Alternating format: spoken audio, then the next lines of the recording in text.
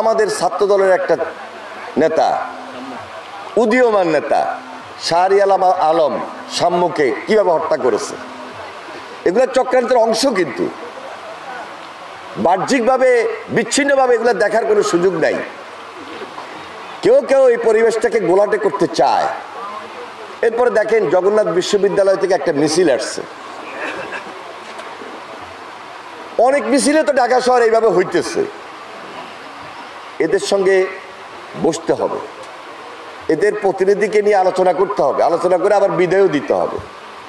আপনি তো সব দাবি মানতে পারবেন না, এবং একটা সাময়িক সরকার বা অন্তর্বর্তীকালীন সরকার সব দাবি কি এখনই মানতে পারবে?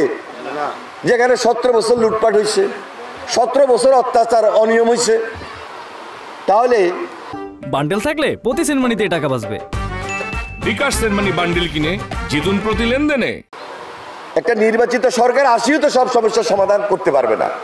তাহলে এখন অন্তর্বর্তীকালীন সরকার এই অল্প কদিনের মধ্যে, এই 7 মাসে, এই 8 মাসে, এই 9 মাসে কি সব দাবি মানতে পারবে?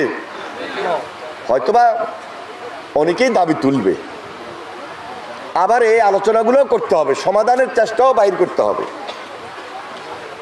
কিন্তু ওইখানে পুলিশ যেভাবে আবার পিটাইছে, এটাও কিন্তু ঠিক করা নাই ছাত্রদের উপর। এর ভিতরে আবার ষড়যন্ত্র ঢুকছে।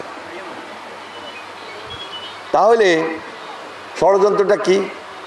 এই পরিবেশটাকে উত্তপ্ত করার জন্য, ভোটের পরিবেশটাকে বাধাগ্রস্ত করার জন্য, স্বাভাবিক প্রক্রিয়াটাকে অস্বাভাবিক রাখার জন্য একটা চক্র, যে বললাম অর্থ কড়ি নিয়ে বসে আছে, তারা দূর থেকে এই কাজগুলো করাইতেছে।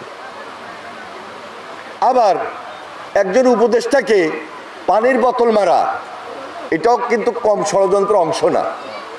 যে এক পক্ষ আরেক পক্ষের মধ্যে যদি এইভাবে লাগিয়ে দেওয়া যায়, একটা অস্থিতিশীল পরিস্থিতি সৃষ্টি করে দেওয়া যায়, তাহলে আমাদের যে টার্গেট, আমাদের যে ভবিষ্যতে ভোট, যার জন্য আমাদের এত আন্দোলন সংগ্রাম, আমাদের যে একটা গণতান্ত্রিক ধারা, একটা গণতান্ত্রিক প্রক্রিয়া, এটাকে বাধাগ্রস্ত করার জন্য এই গভীর ষড়যন্ত্র চলতেছে।